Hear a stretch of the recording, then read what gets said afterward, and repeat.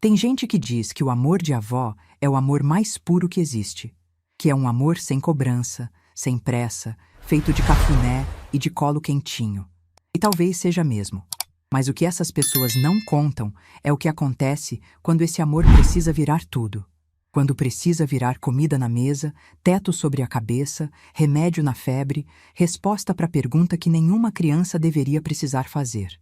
Quando o amor de avó precisa virar o amor de mãe, de pai, de mundo inteiro, porque não sobrou mais ninguém. Me chamo Marlene Aparecida dos Santos, tenho 68 anos, e essa história que eu vou contar agora eu carreguei dentro de mim por todos esses anos, em silêncio, sem reclamar, sem pedir aplausos, sem esperar que ninguém me agradecesse. Carreguei do mesmo jeito que carreguei bacia de bolo na cabeça debaixo de sol e de chuva, do mesmo jeito que carreguei balde de roupa alheia pelas escadas de prédio sem elevador, do mesmo jeito que carreguei um menino de 3 anos que chorava de noite, chamando por uma mãe que nunca mais ia voltar. Hoje eu estou sentada na minha poltrona, no meu apartamento em Uberlândia, com meu cafezinho na mão, olhando a cidade se acender pela janela. E se vocês me vissem agora, talvez pensassem que eu sempre tive essa paz no olhar. Mas não. Essa paz foi construída com suor, com lágrima engolida, com mão rachada de água sanitária e com uma força que eu mesma não sabia que tinha. Essa paz tem nome. Se chama Gabriel, meu neto, meu menino, o filho que a vida me deu pela segunda vez. Mas para vocês entenderem o que aconteceu no dia da formatura dele e por que aquele homem saiu do salão sem olhar para trás, eu preciso voltar ao começo. E o começo dessa história não é bonito. Não tem trilha sonora, não tem filtro, tem cheiro de hospital, gosto de café frio de máquina e o som de um monitor que eu nunca vou conseguir esquecer. Minha filha Luciana era tudo o que eu tinha no mundo. Depois que meu marido Osvaldo partiu cedo, um infarto fulminante quando ela tinha apenas 8 anos, ficamos só nós duas, eu e ela, contra tudo. Eu trabalhava como auxiliar de limpeza num escritório de contabilidade de manhã e dava aula de reforço de português e matemática à tarde, na sala da nossa casa mesmo, com as cadeiras da cozinha e um quadrinho branco que comprei numa papelaria do centro. Luciana cresceu vendo a mãe se virar.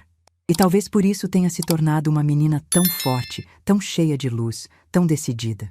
Ela me olhava com aqueles olhos castanhos enormes e dizia, desde pequenininha, que ia ser alguém na vida, que ia me dar uma casa grande, com quintal e com pé de manga. Eu ria e dizia que já tinha tudo o que precisava. E era verdade. Com ela por perto, eu tinha. Luciana cresceu e se tornou uma moça bonita, trabalhadora. Aos 18, conseguiu emprego como atendente numa farmácia. Ganhava pouco, mas ajudava em casa.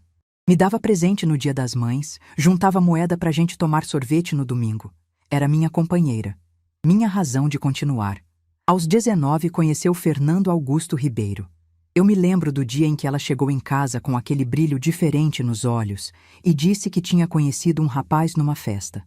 Bonito, educado, dirigia carro novo, o pai era dono de uma concessionária na cidade. Eu senti um aperto no peito. Não por ciúme, mas por instinto. Aquele instinto de mãe que sabe quando algo não vai acabar bem. Fernando apareceu na nossa casa pela primeira vez num sábado. Chegou de carro, com camisa social e perfume forte. Cumprimentou com educação, elogiou minha comida, disse que Luciana era especial. Tudo certinho. Mas eu reparei numa coisa que ele fez quando achou que ninguém estava olhando. Olhou ao redor da nossa casa, o sofá velho, a televisão pequena, a cozinha simples, e fez uma expressão que durou menos de 1 segundo. Era um olhar de quem se sente superior, de quem está ali por diversão, não por compromisso. Não falei nada para Luciana. Ela estava feliz. E eu já tinha aprendido que certas verdades a gente não consegue ensinar. A pessoa precisa viver para entender. O relacionamento durou 7 meses. 7 meses de Luciana flutuando, saindo toda arrumada, voltando tarde, me contando os planos que Fernando fazia para eles dois. Viagem, apartamento, casamento, tudo muito lindo, tudo muito no ar. Até o dia em que ela sentou na beira da minha cama, às 11 da noite, com o teste na mão, e disse com a voz tremendo que estava grávida.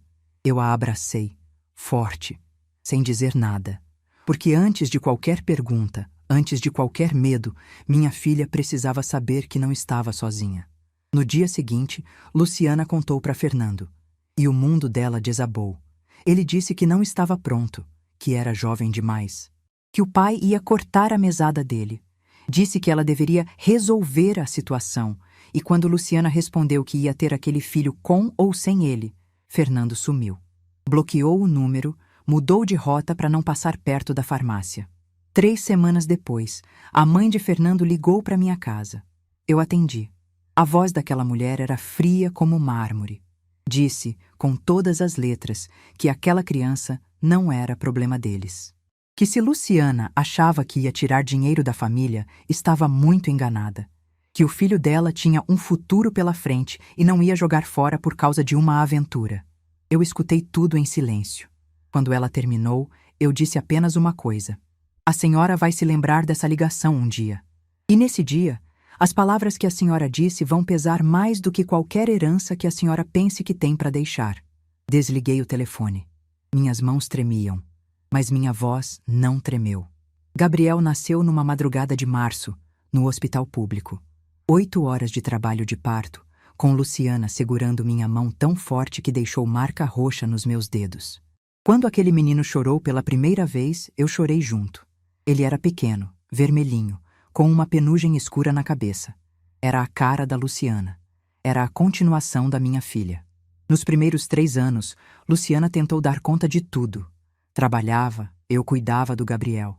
Ela saía às 7 da manhã e voltava às 7 da noite, exausta, mas sempre com um sorriso para o filho. Fernando aparecia de vez em quando. A cada 3, 4 meses, surgia com um brinquedo barato, ficava 30 minutos, tirava uma foto e sumia. Nunca pagou pensão. Nunca levou para consulta. Gabriel nem sabia quem ele era. Chamava de moço. E toda vez que Fernando ia embora, Luciana ficava calada o resto da noite, com os olhos vermelhos. Foi numa noite de novembro, numa terça-feira chuvosa, que tudo mudou para sempre. Luciana estava voltando do trabalho de moto. Uma moto velha que ela tinha comprado parcelada, porque o ônibus atrasava demais e ela perdia tempo que podia estar com o Gabriel. A chuva estava forte, a pista estava escorregadia e um carro avançou o sinal na esquina da Avenida Rondon Pacheco. Eu estava em casa dando banho no Gabriel quando o telefone tocou. Era o hospital. A voz do outro lado era profissional, controlada, mas eu senti na primeira palavra que minha vida estava prestes a partir ao meio. Cheguei ao hospital com Gabriel no colo, enrolado num cobertor. Dona Zilda, minha vizinha, me levou de carro. Eu não conseguia pensar, mal conseguia respirar. Quando entrei naquele corredor branco, com aquele cheiro de desinfetante que gruda na gente, vi o médico vindo na minha direção e soube, antes dele abrir a boca, o mesmo olhar que eu vi no rosto do meu marido antes dele fechar os olhos pela última vez. Luciana estava na UTI. O estado era gravíssimo. Ter ferimentos graves e complicações internas. Eu não consegui entrar para ver ela naquela noite. Fiquei na sala de espera, com Gabriel dormindo no meu colo, abraçado com o ursinho de pelúcia que a Luciana tinha dado para ele no aniversário de 2 anos. Foram 11 dias. 11 dias indo e voltando daquele hospital, deixando Gabriel com Dona Zilda, sentando naquela cadeira de plástico, rezando, implorando. 11 dias segurando a mão dela quando me deixavam entrar, sussurrando que o Gabriel estava bem, que ela precisava ficar forte. Mas numa madrugada de quinta-feira, às 4h12 da manhã, o monitor fez aquele som contínuo que aparece nos filmes, só que ali não era filme. Ali era a minha vida. Era a minha filha. Era metade de mim que estava partindo. Eu estava sozinha com ela. Segurei a mão da Luciana até ela esfriar. E quando a enfermeira entrou e desligou o monitor, fui até o banheiro do corredor, tranquei a porta e chorei de um jeito que eu não sabia que era possível. Um choro que vinha do estômago, que subia pelo peito, que saía sem som. Um choro de mãe. O pior choro que existe. Quando saí daquele banheiro, lavei o rosto, olhei no espelho e disse para mim mesma: você tem um neto de 3 anos que precisa de você. Você não tem o direito de desmoronar. Voltei para casa. Gabriel estava dormindo no sofá da Dona Zilda, abraçado com o ursinho. Peguei ele no colo, levei para nossa casa, deitei ele na cama da Luciana, porque ele só dormia sentindo o cheiro da mãe no travesseiro, e fiquei sentada ao lado dele a noite inteira, velando, como se pudesse proteger aquele menino de tudo que viria depois. Na manhã seguinte, Gabriel acordou, me olhou com aqueles olhos enormes e perguntou: Vó, a mamãe já voltou? Eu engoli o choro, engoli a dor. Engoli tudo que uma pessoa consegue engolir. E respondi: A mamãe precisou fazer uma viagem muito longa, meu amor.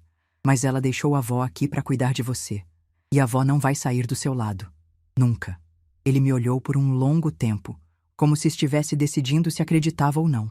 Então encostou a cabeça no meu peito, segurou minha blusa com a mão pequenininha e fechou os olhos. Naquele momento, algo mudou dentro de mim para sempre. Eu não era mais só a avó do Gabriel. Eu era tudo que ele tinha no mundo. E ele era tudo que eu tinha. 3 dias depois do velório, procurei Fernando. Liguei para o celular dele. O número que Luciana tinha anotado num caderninho. Chamou e caiu na caixa postal. Mandei mensagem explicando o que tinha acontecido, pedindo que ele assumisse a responsabilidade, que ajudasse pelo menos financeiramente. Nenhuma resposta. Fui até a concessionária do pai dele. Me arrumei, coloquei minha melhor roupa, peguei 2 ônibus e cheguei lá. Pedi para falar com Fernando. A recepcionista me olhou de cima a baixo. Uma senhora de quase 50 anos, com sapato gasto e bolsa de feira, e disse que ele não estava. Mas eu vi o carro dele no estacionamento. Esperei 40 minutos sentada num sofá de couro branco, cercada de carros novos brilhando. Fernando apareceu com cara de quem tinha acabado de ser incomodado. Não perguntou como eu estava. Não perguntou pelo Gabriel. Só disse: O que a senhora precisa? Eu disse que a mãe do filho dele tinha partido, que Gabriel precisava de um pai, que ele tinha responsabilidades legais e morais com aquela criança. Fernando ouviu tudo sem expressão nenhuma, como quem ouve a previsão do tempo. E no final, disse que ia falar com o advogado da família e resolver tudo. Uma semana depois, o advogado dele me procurou. Não era para assumir o Gabriel. Era para apresentar um documento em que Fernando abria mão da guarda. Oficialmente. Definitivamente. Assinado, com firma reconhecida. Quando peguei aquele papel nas mãos, senti algo que é difícil de explicar. Era raiva, era tristeza, era nojo, tudo misturado com um alívio estranho. Porque agora estava claro. Agora estava preto no branco. Aquele homem não queria o próprio filho. E a partir daquele momento, eu parei de esperar qualquer coisa dele. Naquela noite, deitei na cama com aquele documento na mesinha ao lado, olhei para o teto e tomei a decisão que definiria os próximos 18 anos da minha vida. Eu ia criar aquele menino. Ia dar para ele tudo o que eu pudesse. Ia ser mãe, pai, avó e o mundo inteiro. Não por obrigação, não por pena, mas por amor. O mesmo amor que me fez criar Luciana sozinha. E se o pai do Gabriel achava que podia simplesmente assinar um papel e sumir, tudo bem. Ele podia ir. Mas um dia, e eu não sabia quando e nem como, aquele menino ia crescer, ia se tornar alguém. E nesse dia, a verdade ia aparecer sozinha, sem que eu precisasse dizer uma única palavra. O silêncio daquela noite foi o mais pesado e o mais poderoso da minha vida. Era o silêncio de uma avó que acabava de se tornar mãe pela segunda vez. E ninguém, absolutamente ninguém, estava preparado para o que viria depois. Vocês sabem o que é acordar todo dia às 4:30 da manhã, não porque você quer, mas porque se não acordar, uma criança de 3 anos não come? Vocês sabem o que é olhar para a própria mão rachada, sangrando nos nós dos dedos, e não poder parar porque o bolo precisa ficar pronto antes das 6? Vocês sabem o que é escolher entre comprar um remédio para dor nas costas ou um pacote de leite? Pois eu sei. Eu vivi isso. Todo santo dia, durante anos. Depois que peguei a guarda do Gabriel, a primeira coisa que precisei fazer foi sair do apartamento onde morava com a Luciana.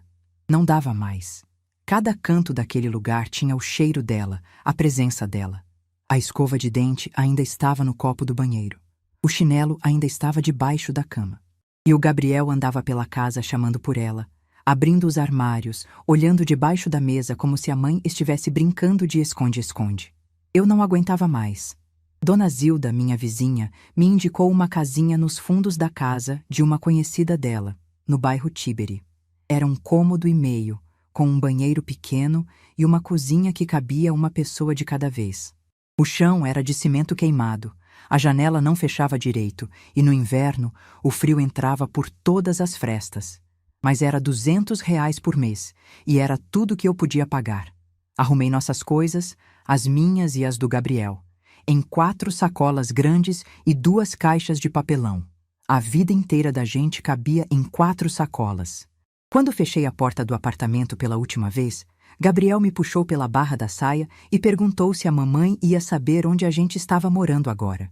Eu respirei fundo, abaixei, olhei nos olhos dele e disse que sim, que a mamãe sempre sabia onde a gente estava. Foi naquela casinha do Tiberi que eu montei minha rotina de sobrevivência. Porque não era vida, era sobrevivência. Acordava às 4h30, acendia o fogão e começava a fazer bolo.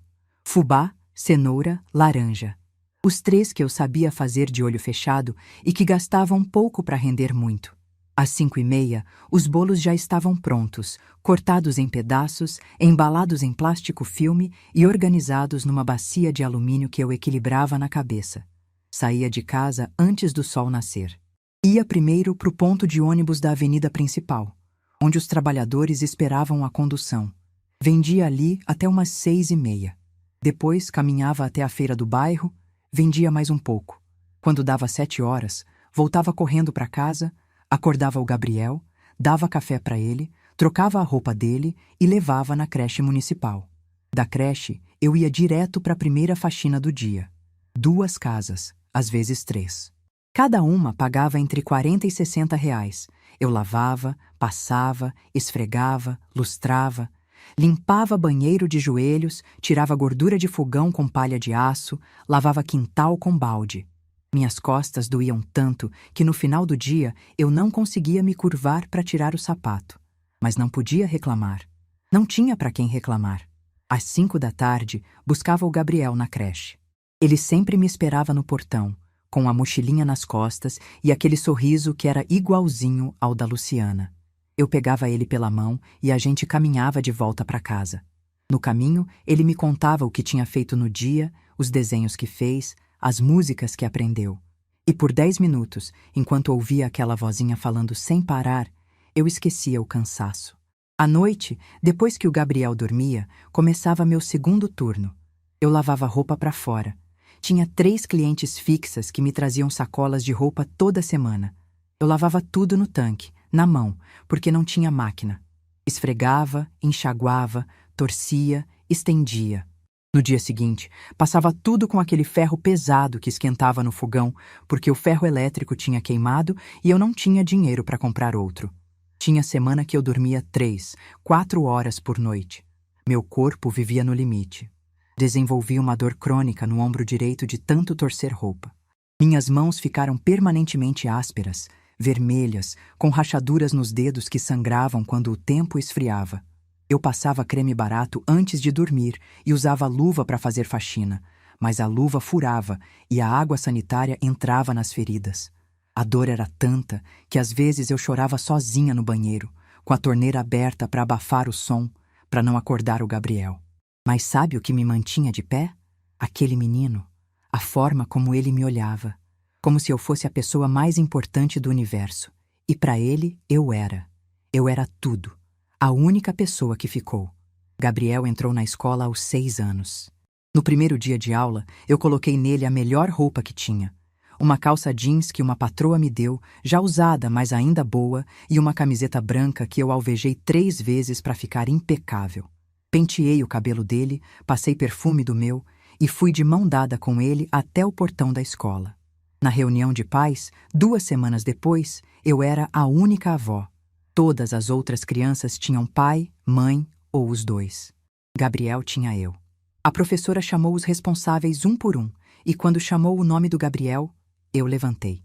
Senti olhares. Não de maldade, mas de curiosidade. Uma senhora de cabelos brancos, de chinelo e blusa simples, sendo a responsável daquele menininho quieto da segunda fileira. Na saída, uma mãe se aproximou e perguntou, meio sem jeito, se eu era a avó. Eu disse que sim. Ela perguntou onde estavam os pais. Eu respondi com calma. A mãe partiu. O pai escolheu não ficar. A mulher não soube o que dizer. Abaixou os olhos e se afastou. Naquele momento, eu prometi para mim mesma que nunca mais ia sentir vergonha de ser tudo que o Gabriel tinha. Eu não era só a avó. Eu era tudo. E tudo era o suficiente. Gabriel tinha 7 anos quando perguntou pelo pai pela primeira vez. A gente estava assistindo televisão, uma novela que passava à noite, eu já nem lembro qual, e tinha uma cena em que um pai ensinava o filho a andar de bicicleta. Gabriel ficou quieto por um tempo e depois disse, sem tirar os olhos da tela: Vó, o meu pai mora longe? Meu coração apertou. Eu desliguei a televisão, sentei ele do meu lado e disse a verdade, do jeito que uma criança de 7 anos podia entender. Disse que o pai dele morava na mesma cidade, mas que tinha feito uma escolha diferente, que algumas pessoas não estão preparadas para ser pai ou mãe, e que isso não era culpa do Gabriel, que ele era amado, muito amado, e que não precisava de mais ninguém além de nós dois. Ele ficou calado por um tempo. Depois me olhou e perguntou: Ele não gosta de mim, vó? Eu segurei o choro e respondi: Ele não te conhece, meu amor. E quem não te conhece não sabe o que está perdendo. Gabriel nunca mais tocou no assunto. Pelo menos não comigo. Mas eu sabia que aquela pergunta ficou guardada dentro dele como uma pedra no fundo de um rio. Estava ali, quieta, pesada, mesmo quando a água corria por cima e parecia que tudo estava calmo. Quando Gabriel fez 10 anos, eu já tinha conseguido sair da casinha do Tiberi. Com muita economia, aluguei um apartamento pequeno, de 2 quartos, num prédio simples perto do centro. Não era luxo, mas tinha um quarto para o Gabriel estudar e uma cozinha de verdade onde eu podia fazer meus bolos sem esbarrar nas paredes. Gabriel tinha seu próprio espaço pela primeira vez. Colocou os livros numa prateleira que eu comprei usada e organizou tudo com um cuidado que me impressionou. Foi nesse ano que ele me disse a frase que mudou minha perspectiva sobre tudo. A gente estava jantando. Arroz, feijão e ovo frito. O cardápio de quase todas as noites. E ele largou o garfo, me olhou com aquela seriedade que não era de criança e disse: Vó, eu vou ser médico. Vou cuidar da senhora para a senhora nunca mais precisar trabalhar. Eu ri. Não de deboche, mas de emoção. Disse que ele podia ser o que quisesse, que eu ia apoiar. Mas quando ele foi dormir, fui para o banheiro e chorei. Chorei porque aquele menino de 10 anos já carregava o peso do mundo nos ombros. Chorei porque ele não devia estar pensando em cuidar de mim. Devia estar pensando em brincar, em ser criança. E chorei porque, no fundo, eu sabia que ele era capaz. A partir dali, Gabriel estudava como se a vida dele dependesse disso. E dependia. Ele chegava da escola e ia direto para os livros. Fazia todos os deveres, pedia exercícios extras, ia na biblioteca pública toda semana e voltava com os braços cheios de livros. Os professores começaram a notar. Diziam que ele era diferente, que tinha uma disciplina rara, uma fome de aprender que não era comum numa criança da idade dele. Num Natal, Gabriel devia ter uns 11 anos, o dinheiro estava mais curto que o normal. Uma das minhas clientes de faxina tinha se mudado. Outra estava viajando e as vendas de bolo tinham caído por causa da chuva. Eu não tinha dinheiro para comprar presente. Nenhum. Tentei esconder. Disse que o presente ia atrasar, que ia chegar depois do Natal. Gabriel fingiu acreditar. Na manhã do dia 25, encontrei um envelope em cima da mesa da cozinha. Dentro tinha um papel dobrado com um desenho feito com lápis de cor. Era eu e ele, de mãos dadas, na frente de uma casa grande com pé de manga no quintal. Embaixo do desenho, ele escreveu com aquela letra redonda de criança: Pra melhor mãe-vó do mundo. Um dia eu vou te dar essa casa, prometo. Eu segurei aquele papel e chorei sentada na cadeira da cozinha por quase 1 hora. Aquele desenho valia mais que qualquer presente que o dinheiro pudesse comprar. E eu guardo ele até hoje. Está numa moldura, na parede do meu apartamento, bem na frente da minha poltrona. É a primeira coisa que eu vejo quando acordo. Gabriel entrou no ensino médio aos 15 anos, e foi aí que as coisas ficaram realmente difíceis. As notas dele eram excepcionais, e uma escola particular da cidade ofereceu meia bolsa para ele estudar lá. Meia bolsa. A outra metade eu teria que pagar. Eram R$ 400 por mês, quase metade de tudo que eu ganhava. Aceitei, sem pensar 2 vezes. Dobrei os bolos, peguei mais uma casa de faxina, comecei a fazer marmita por encomenda. Meu corpo reclamava, minhas costas travavam, meus joelhos estalavam toda vez que eu levantava. Mas cada vez que via o Gabriel saindo de casa com aquele uniforme, com a mochila cheia de livros, caminhando com a postura ereta e o olhar firme, eu sabia que cada dor valia a pena. No terceiro ano do ensino médio, Gabriel precisava de cursinho pré-vestibular para medicina. O mais barato custava R$ 800 de matrícula. R$ 800. Eu não tinha. Vendi tudo o que podia. Eletrodomésticos que não usava, roupas que não vestia mais, um ventilador, uma panela de pressão que tinha ganhado de uma patroa. Não foi suficiente. Faltavam R$ 300. Naquela noite, abri a gaveta do meu quarto e tirei uma caixinha de veludo azul. Dentro estava minha aliança de casamento. A aliança que Osvaldo colocou no meu dedo quase 40 anos antes, numa cerimônia simples na igreja do bairro. A única lembrança que eu tinha do meu marido. Fiquei olhando para aquela aliança por muito tempo. Passei o dedo nela, senti o peso, lembrei do dia em que ele disse aceito. Depois fechei a caixa, coloquei na bolsa e no dia seguinte fui numa joalheria do centro. Recebi R$ 350. Paguei a matrícula do cursinho. Gabriel nunca soube de onde veio aquele dinheiro. Pelo menos não naquela época.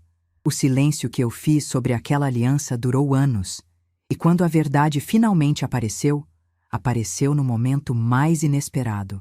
Num palco, diante de centenas de pessoas. Mas isso vem depois. Eu vou contar para vocês o que é felicidade de verdade. Não é ganhar na loteria, não é receber elogio, não é viajar para lugar bonito. Felicidade de verdade é estar no ponto de ônibus, voltando de uma faxina, com as mãos cheirando a desinfetante e as costas travadas, e receber uma ligação do seu neto aos prantos dizendo que o nome dele está no mural, que ele passou, que ele é o mais novo estudante de medicina da Universidade Federal. Gabriel tinha 18 anos, eu tinha 62. E quando ouvi a voz dele do outro lado da linha, tremendo, engasgada de choro, eu sentei no banco daquele ponto de ônibus e chorei de um jeito que assustou as pessoas ao redor. Uma moça veio perguntar se eu estava passando mal. Eu olhei para ela com o rosto molhado e disse: "Meu neto passou em medicina." A moça sorriu, segurou minha mão e disse: "Parabéns, dona." E ficou ali comigo até eu parar de chorar. Naquela noite, preparei o jantar mais caprichado que pude. Comprei um frango inteiro, fiz arroz com legumes, abri uma lata de milho verde que estava guardada para o Natal. Coloquei a mesa com toalha, coisa que a gente quase nunca fazia. Quando Gabriel chegou em casa, com os olhos ainda inchados e aquele sorriso que ocupava o rosto inteiro, ele me abraçou na porta da cozinha e ficamos ali, parados, sem dizer nada, por um tempo que eu não sei medir.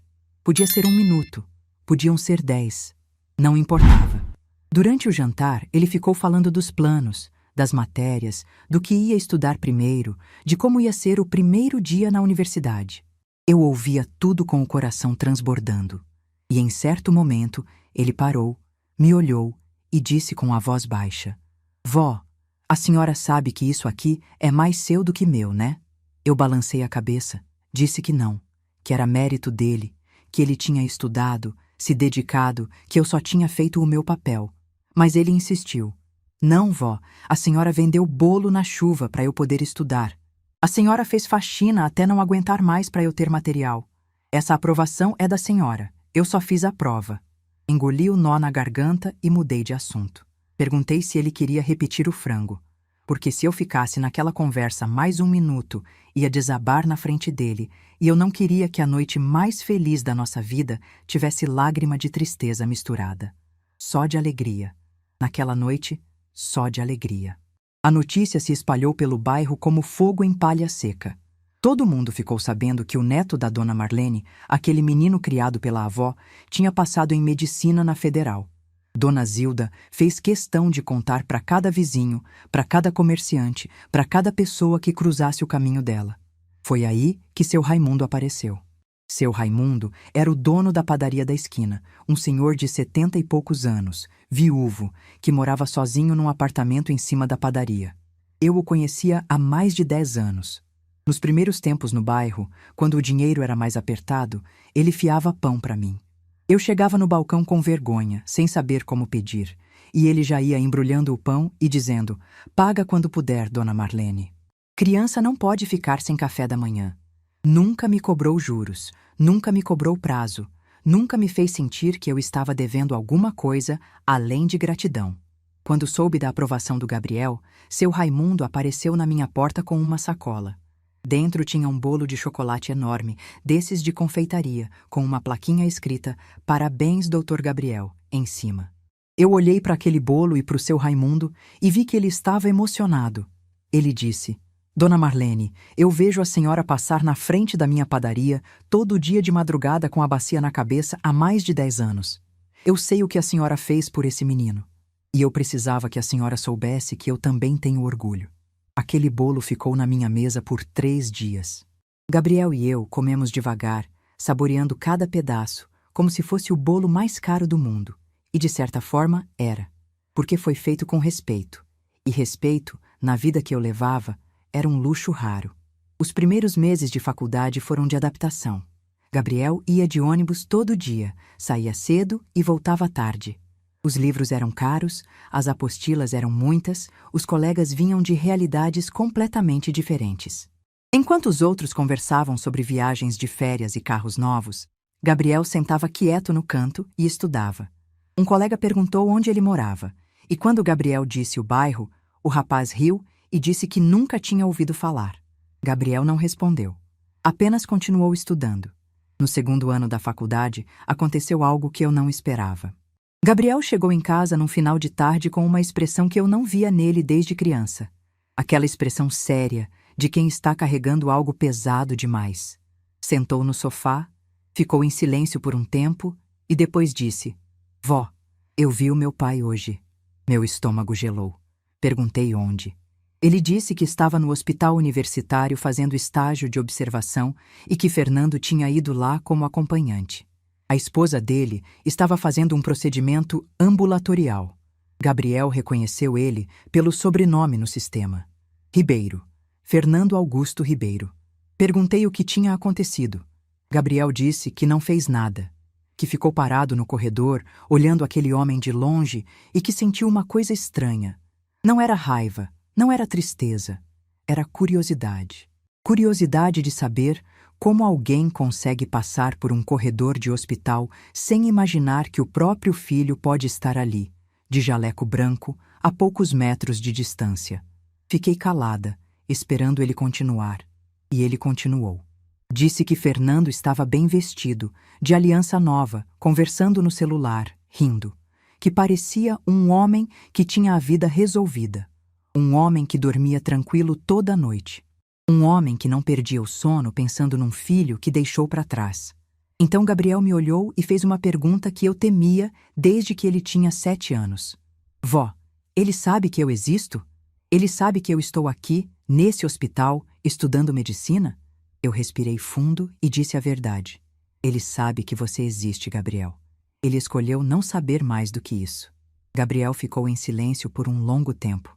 Depois disse, com uma calma que me assustou: "Tudo bem, vó. Eu não preciso que ele saiba. Eu só preciso que a senhora saiba." Naquela noite, quando Gabriel foi dormir, eu fiquei na cozinha até tarde, com o café esfriando na mão, pensando em como a vida é feita de encontros e desencontros que a gente não controla. Fernando estava ali, na mesma cidade, frequentando o mesmo hospital onde o filho dele estudava, e nem sabia. Ou sabia e fingia que não. E eu não sei qual das duas opções dói mais. 2 semanas depois desse episódio, recebi uma ligação que quase me tirou o chão. Era de um número desconhecido. Atendi, e do outro lado uma voz feminina se identificou como Cláudia, a esposa atual do Fernando. Disse que soube por uma amiga em comum que o filho do Fernando tinha passado em medicina e que Fernando tinha ficado sabendo e que ele andava diferente desde então. Que talvez quisesse conhecer o rapaz, se aproximar. Meu coração disparou. Depois de todos aqueles anos, depois de tudo. Agora, quando Gabriel estava na faculdade de medicina, agora Fernando queria se aproximar? Eu disse para Cláudia que agradecia a ligação, mas que aquela decisão não era minha. Era do Gabriel. Que se Fernando quisesse, podia procurar o filho pessoalmente, como deveria ter feito anos atrás. que eu não ia servir de ponte entre um pai ausente e um filho que aprendeu a caminhar sozinho. Cláudia agradeceu e desligou. Fiquei esperando. Dias, semanas. Fernando nunca apareceu. Nunca ligou, nunca mandou mensagem. A coragem dele durou exatamente o tempo de uma conversa de esposa curiosa. Depois, voltou para o silêncio confortável que sempre preferiu. Contei para o Gabriel. Ele ouviu com atenção. Balançou a cabeça devagar e disse apenas: se ele quisesse me conhecer, vó, teria vindo. Telefone ele tem. Endereço ele sabe. Quem quer, vai. Quem não quer, manda recado pela esposa. Aquela frase do Gabriel ficou ecoando na minha cabeça por semanas. Porque ele estava certo, Fernando nunca teve coragem para nada que exigisse esforço emocional. Não teve coragem de ser pai, não teve coragem de assumir, não teve coragem de pedir desculpa, e agora não tinha coragem nem de aparecer depois de saber que o filho era estudante de medicina. Os anos de faculdade foram longos e difíceis. Gabriel conseguiu bolsa de permanência e fazia plantões no hospital como estagiário para complementar a renda. Mesmo assim, eu fazia questão de mandar o que podia todo mês. Diminuía as faxinas porque meu corpo já não aguentava o ritmo de antes. Aos 63, 64 anos, meus joelhos reclamavam a cada escada, meus ombros travavam com frequência e eu precisava parar para descansar no meio de uma limpeza. Mas comecei a fazer marmita por encomenda. Acordava de madrugada, cozinhava arroz, feijão, carne, salada, montava tudo em quentinhas e entregava para os comerciantes do bairro. Seu Raimundo era meu cliente fixo. Comprava 5 marmitas por semana e sempre pagava um pouco a mais do que eu cobrava. Quando eu reclamava, ele dizia: é gorjeta, dona Marlene. A senhora merece. E guardava as quentinhas com um cuidado que eu achava desproporcional para uma simples marmita. Foi seu Raimundo quem me convenceu a ir ao médico quando comecei a sentir dores no peito. Eu ignorava, achava que era cansaço, estresse, coisa da idade. Mas ele insistiu tanto que eu fui. O médico disse que meu coração estava cansado, que eu precisava diminuir o ritmo, descansar mais, me alimentar melhor. Receitou remédio e mandou eu parar de carregar peso. Parar de carregar peso.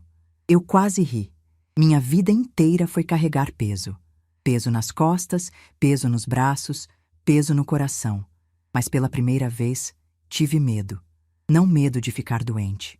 Medo de não ver o Gabriel se formar.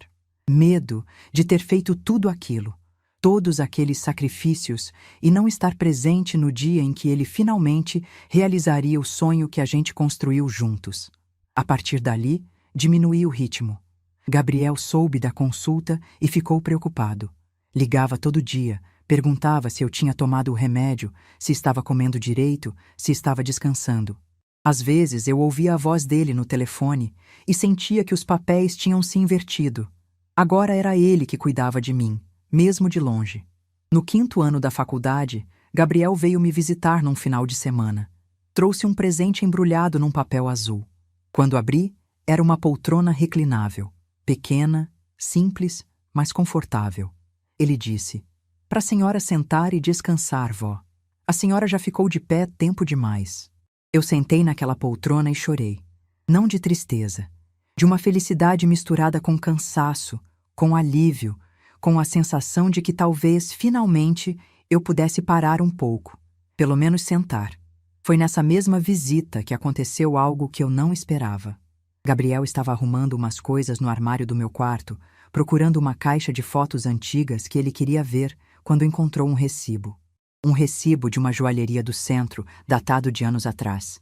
No recibo estava descrito: uma aliança de ouro, peso 4 gramas, valor pago, R$ 350. Ele saiu do quarto com o papel na mão. Eu estava na cozinha fazendo café. Quando vi o recibo, meu sangue gelou. Ele me olhou com aqueles olhos que eram iguais aos da Luciana e perguntou com a voz baixa: vó, a senhora vendeu a aliança do vô Osvaldo? Eu não consegui mentir. Nunca consegui mentir para ele. Abaixei os olhos e disse que sim, que precisava do dinheiro para pagar a matrícula do cursinho, que não tinha outra opção. Gabriel ficou calado, colocou o recibo na mesa, sentou na cadeira da cozinha e ficou olhando para o chão. Quando levantou a cabeça, seus olhos estavam vermelhos, mas ele não chorou. Pelo menos não na minha frente.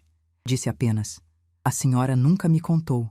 Eu respondi: "Não precisava contar. Você passou. Era só o que importava." Ele se levantou, veio até mim, me abraçou por trás enquanto eu estava de costas para o fogão e sussurrou no meu ouvido: "Um dia eu vou devolver para a senhora tudo que a senhora deu por mim. Tudo."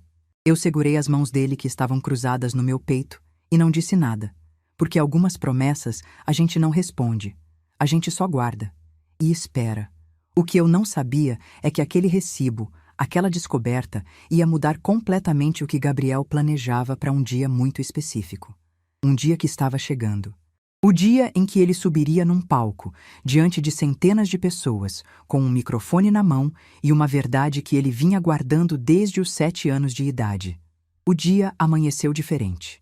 Eu abri os olhos antes do despertador tocar, como se meu corpo soubesse que aquela não era uma manhã qualquer. A luz entrava fraca pela janela do quarto, e eu fiquei deitada por alguns minutos, olhando para o teto, ouvindo os primeiros sons da cidade acordando. Passarinho no fio, ônibus ao longe, vizinho arrastando o portão. Sons normais de um dia normal. Só que aquele não era um dia normal.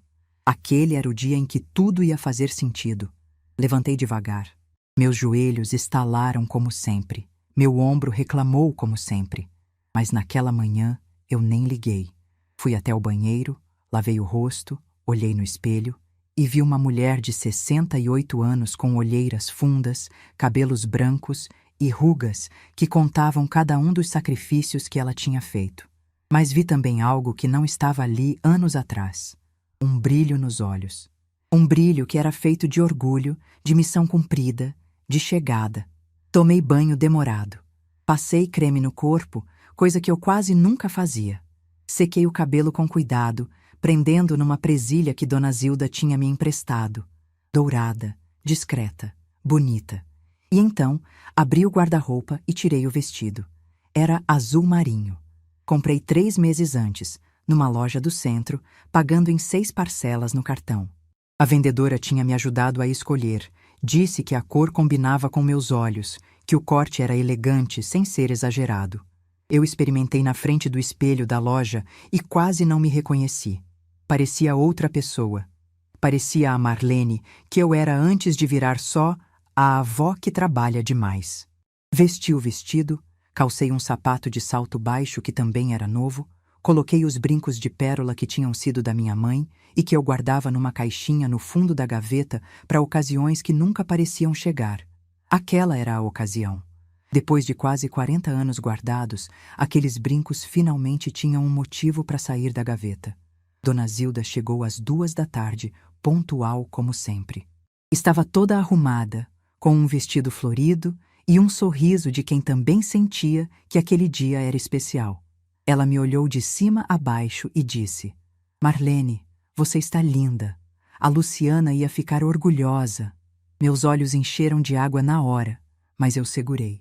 Não ia borrar a maquiagem que tinha passado meia hora tentando acertar. Seu Raimundo apareceu 10 minutos depois, de camisa social e calça de linho, o cabelo penteado para o lado, cheirando a colônia. Ele tinha se oferecido para nos levar de carro e, quando nos viu, abriu aquele sorriso grande e disse: "Vamos buscar nosso doutor." No caminho, ele e Dona Zilda conversavam sobre tudo e sobre nada. E eu fui calada no banco de trás, olhando pela janela, vendo a cidade passar e pensando em tudo que tinha acontecido para eu chegar até ali. Pensei na Luciana, na moto, na chuva, nos 11 dias de hospital. Pensei no Gabriel com 3 anos me perguntando quando a mamãe ia voltar. Pensei nas 4:30 da manhã, nos bolos de fubá, nas mãos rachadas, na roupa lavada no tanque até de madrugada. Pensei na aliança do Osvaldo que eu vendi por R$ 350. Pensei na casinha do Tibere com chão de cimento queimado. Pensei em cada uma das centenas de casas que limpei de joelhos. Em cada escada que subi com balde na mão, em cada vez que escolhi não jantar para ele poder repetir o prato. E pensei que tudo, absolutamente tudo, tinha me trazido até aquele carro, naquela tarde, a caminho da formatura do meu neto em medicina. O centro de convenções era enorme. Eu nunca tinha entrado naquele lugar. Tinha uma fachada de vidro, um estacionamento cheio de carros bonitos e pessoas bem vestidas entrando com flores e presentes. Seu Raimundo estacionou e veio abrir a porta para mim, como um cavalheiro. Dona Zilda segurou meu braço e entramos juntos. O salão era ainda mais impressionante por dentro. Lustres no teto, cadeiras estofadas, um palco grande com arranjos de flores. Tinha um telão mostrando o logo da universidade e o nome da turma. Procurei nossas cadeiras. Gabriel tinha reservado 3 lugares na primeira fila, com nossos nomes escritos em cartõezinhos. Quando vi meu nome ali, Marlene A. dos Santos, numa cadeira da primeira fila da formatura de medicina, minhas pernas fraquejaram. Dona Zilda me segurou e disse: "Senta, Marlene. Respira." O salão foi enchendo. Famílias inteiras chegavam, pais de terno, mães de vestido, irmãos, avós, namoradas. Tinha fotógrafo, câmera, gente tirando selfie. E eu ali, na primeira fila, com meu vestido azul marinho comprado em 6 vezes e meus brincos de pérola que eram da minha mãe. E então eu vi. Na última fileira, meio escondido entre as pessoas que ainda entravam, estava Fernando. De terno escuro, camisa branca, sapato lustrado. No pulso, um relógio que brilhava mesmo de longe. Ao lado dele, uma mulher. Provavelmente Cláudia, a esposa. Ele olhava ao redor com aquele ar de quem pertence a todos os lugares, aquela postura de quem nunca precisou pedir licença para entrar em nenhum salão. Meu sangue gelou. 21 anos. 21 anos sem uma ligação, sem um real, sem uma pergunta. 21 anos de silêncio absoluto.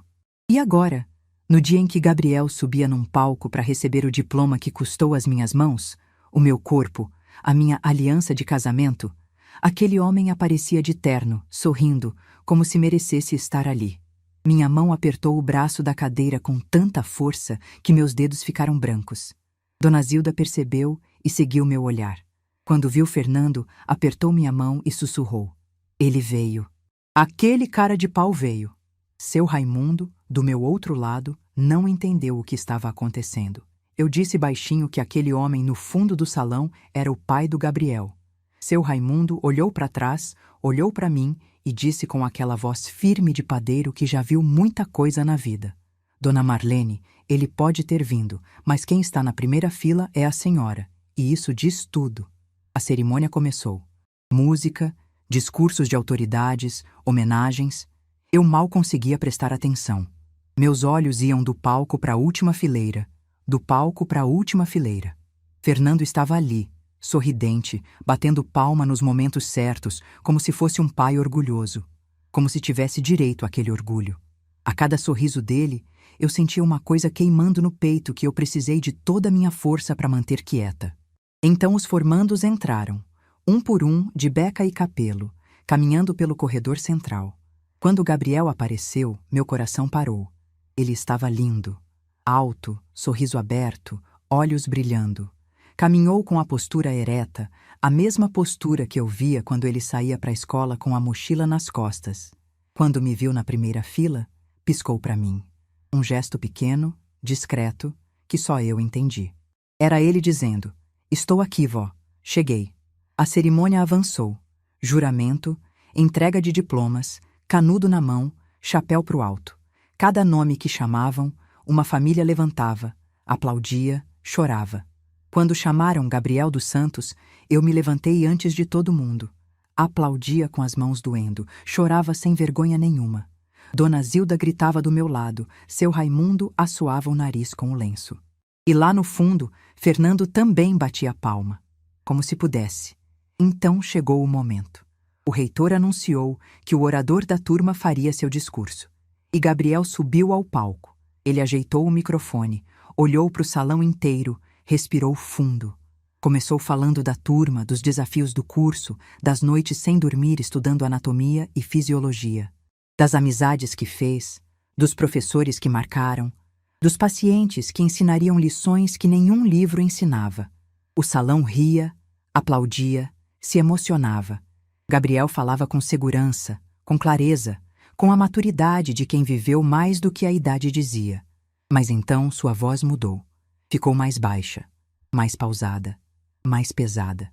Ele disse que precisava fazer um agradecimento especial. Que tudo o que ele havia conquistado, cada nota, cada plantão, cada página de cada livro, tinha sido possível por causa de uma única pessoa. Uma pessoa que o mundo nunca viu nos jornais, que nunca recebeu prêmio nenhum, que nunca teve o nome numa placa, mas que merecia mais reconhecimento do que qualquer diploma podia oferecer. O salão ficou em silêncio. Gabriel olhou diretamente para mim. Seus olhos estavam cheios d'água, mas sua voz não tremeu. Dona Marlene Aparecida dos Santos, minha avó, a mulher que me criou desde os 3 anos de idade, sozinha, sem ajuda de ninguém. A mulher que acordava às 4 da manhã para fazer bolo e vender na rua antes de ir limpar a casa dos outros. A mulher que lavou roupa alheia até as mãos sangrarem para eu poder ter caderno na escola. A mulher que vendeu a própria aliança de casamento, a última lembrança do marido que ela amou, para pagar meu cursinho, e que nunca me contou. Eu descobri sozinho, e faz 2 anos que eu guardo isso aqui dentro, esperando esse momento. Ele parou.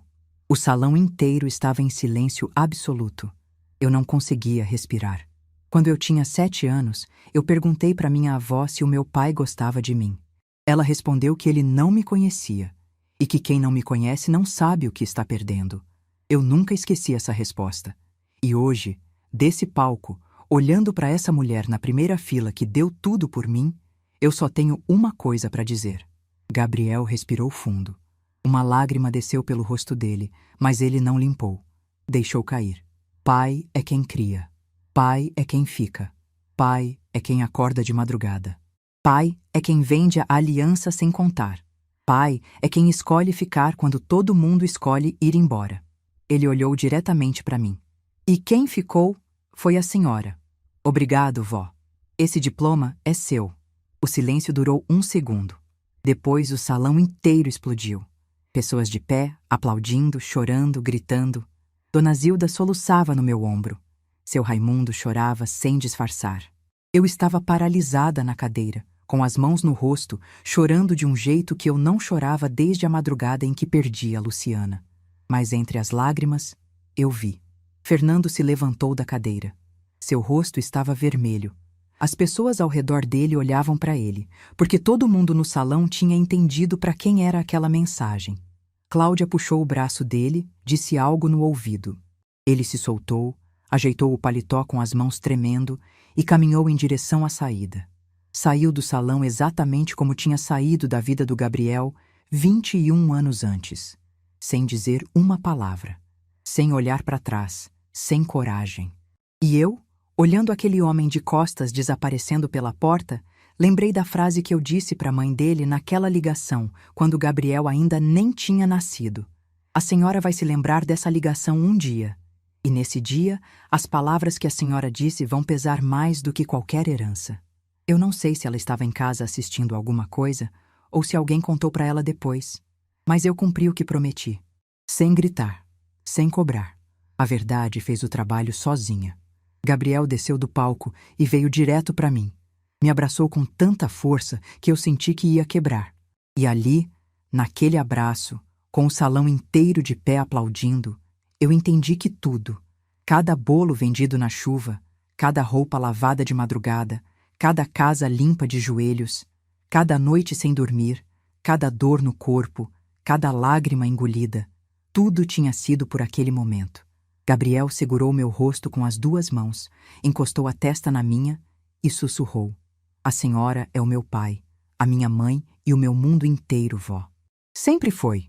Eu segurei as mãos dele e disse a única coisa que consegui dizer. Sua mãe está vendo, meu filho. Ela está vendo.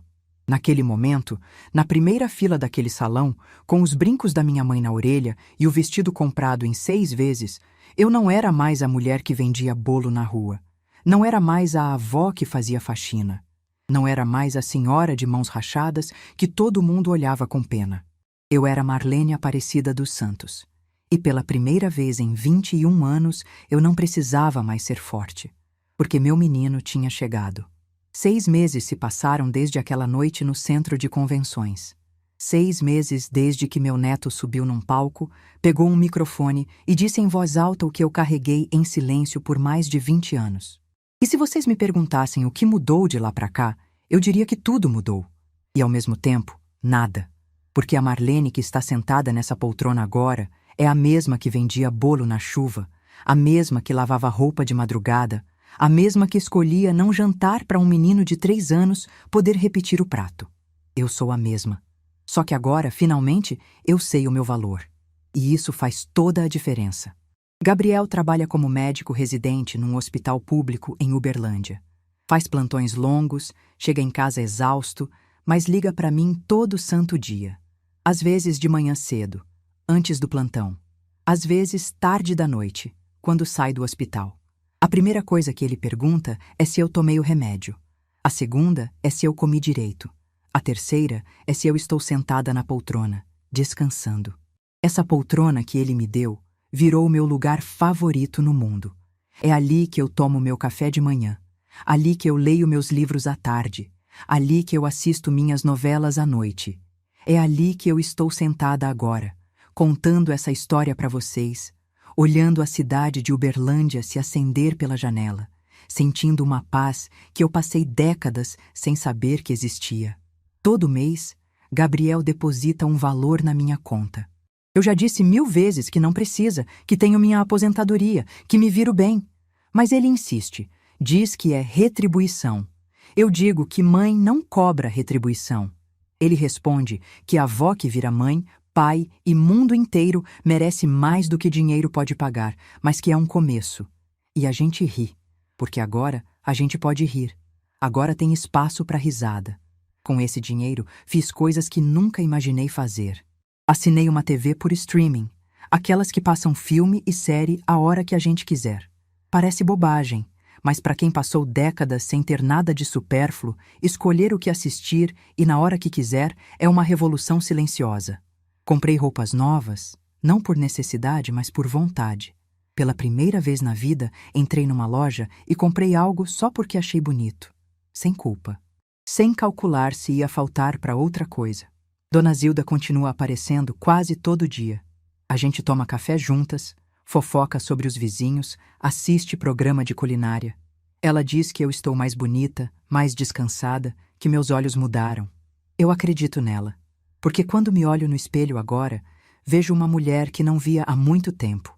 Não é mais a mulher de mãos rachadas e olheiras fundas. É uma mulher de cabelo arrumado, com brinco de pérola que era da mãe, que sorri sem motivo aparente. Ou melhor, que sorri porque o motivo existe, está viva, está de pé, e o menino chegou onde precisava chegar. Seu Raimundo também continua presente. Ele aparece aqui com frequência, às vezes traz um pão doce que fez de manhã, às vezes só vem conversar. Na semana passada, ele me convidou para assistir uma peça de teatro no centro da cidade. Eu aceitei. A gente foi, sentou lado a lado e eu percebi que estava rindo de verdade. Uma risada solta, sem peso. Quando voltamos, ele me deixou na porta do prédio e disse: Dona Marlene, a senhora merecia ter rido assim a vida inteira. Eu não soube o que responder. Só sorri. Fernando nunca mais procurou o Gabriel depois da formatura. Soube por terceiros que ele ficou abalado com o que aconteceu no salão. Que a esposa, Cláudia, fez um escândalo em casa quando descobriu toda a história, que ele tinha um filho médico que nunca tinha mencionado para ela. Parece que o casamento deles passou por uma crise séria. Mas isso não é mais da minha conta. Não sinto satisfação com o sofrimento dele. Não sinto raiva. Não sinto mais nada. E essa ausência de sentimento, vocês não imaginam como é libertadora. Sabe o que eu sinto? Indiferença. E não é uma indiferença fria, de quem guarda mágoa. É uma indiferença de quem seguiu em frente. Fernando, para mim, voltou a ser o que sempre foi para o Gabriel quando era criança. Um estranho. Um moço. Aquele moço que aparecia de vez em quando, ficava 30 minutos e sumia. Só que agora, ele sumiu de vez. E ninguém sentiu falta. Outro dia, arrumando o armário do quarto, encontrei uma coisa que me fez parar tudo. No fundo de uma caixa de papelão, embaixo de roupas antigas e documentos velhos, estava o ursinho. Aquele ursinho de pelúcia que a Luciana deu para o Gabriel no aniversário de 2 anos. O mesmo que ele abraçava quando dormia na sala de espera do hospital, enquanto a mãe dele lutava. O mesmo que ele apertava contra o peito quando dormia no sofá da Dona Zilda. Peguei aquele ursinho e fiquei segurando por um tempo.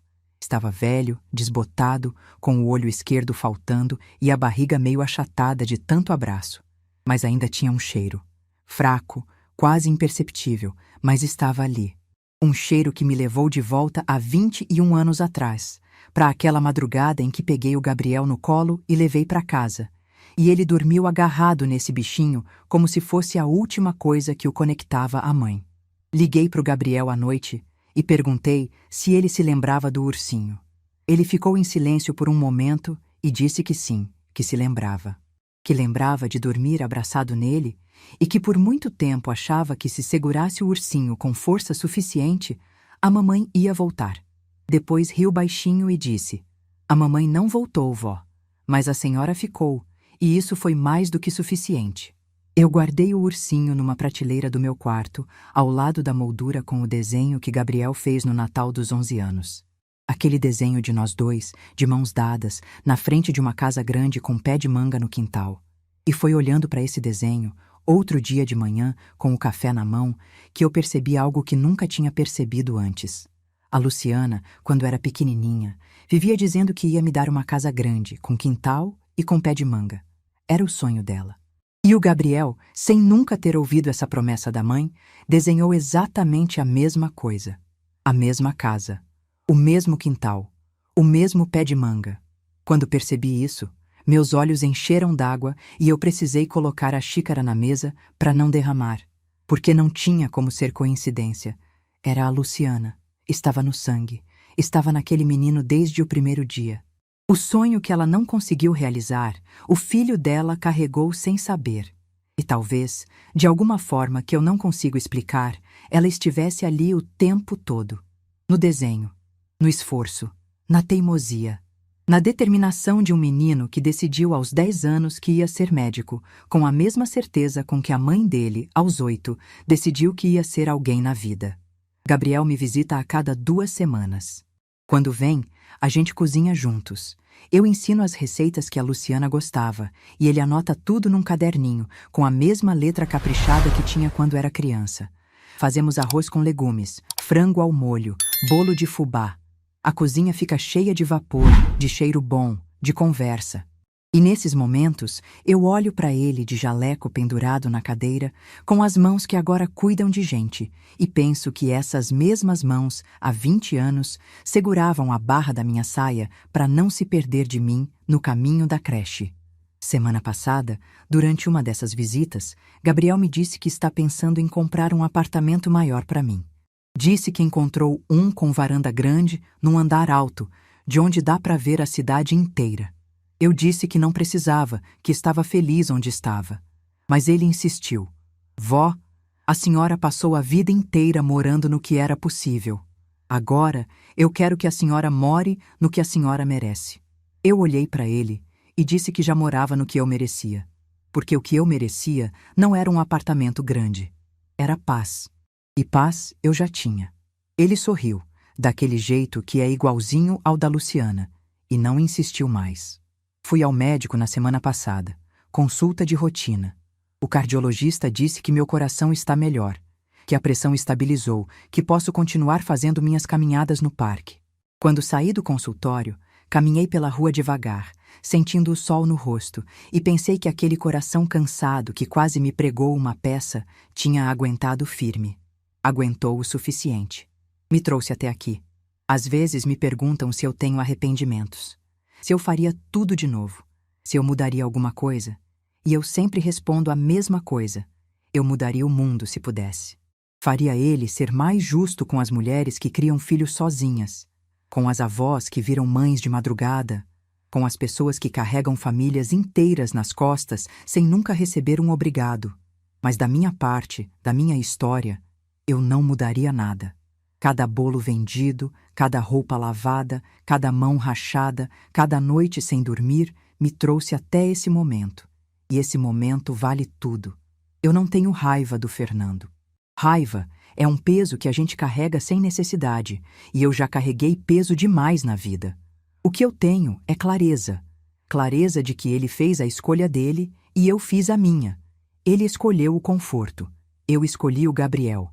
E entre o conforto e o amor, eu escolheria o amor todas as vezes, mesmo sabendo de toda a dor que vem junto.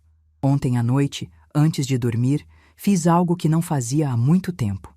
Abri a gaveta onde guardava a caixinha de veludo azul que um dia teve a aliança do Osvaldo. A caixa está vazia, claro, mas eu a abri, olhei para dentro e sorri, porque aquela aliança não se perdeu. Ela se transformou. Se transformou em matrícula de cursinho, que se transformou em aprovação no vestibular, que se transformou em 6 anos de medicina, que se transformou num diploma, que se transformou num médico que salva vidas. Osvaldo ia entender. Tenho certeza. Ele ia olhar para mim, com aquele sorriso calmo que ele tinha, e ia dizer: "Você fez certo, Marlene." Hoje eu tenho 68 anos, um apartamento que é meu, uma poltrona que é meu trono, um neto que é meu orgulho e uma história que é minha. Não é a história de uma mulher que foi abandonada. Não é a história de uma avó coitada. É a história de uma mulher que escolheu ficar quando todo mundo foi embora. Que escolheu amar quando ninguém estava olhando. Que escolheu acreditar quando tudo dizia para desistir. E se eu pudesse dizer uma coisa para toda mulher que está passando por algo parecido, seria isso. Não espere que o mundo reconheça o seu sacrifício.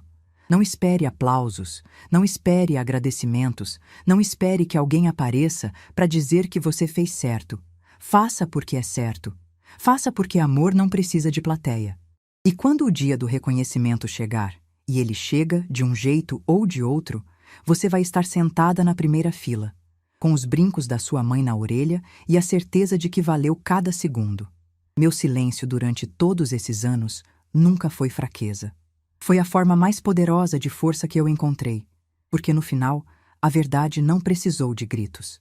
Precisou apenas de um microfone, de um filho de coração, e de uma frase que disse tudo o que eu guardei por uma vida inteira. Pai é quem fica. E eu fiquei.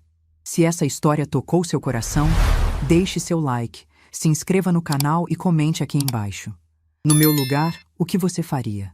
Sua mensagem pode iluminar o dia de alguém.